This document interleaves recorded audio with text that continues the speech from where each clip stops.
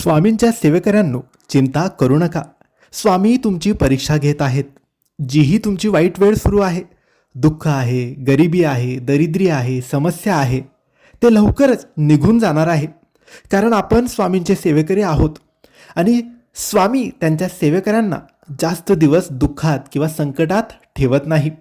लवकरच स्वामी तुम्हाला संकटातून, दुःखातून, अडचणीतून बाहेर काढतील आणि एक उत्तम आणि छान मार्ग दाखवतील.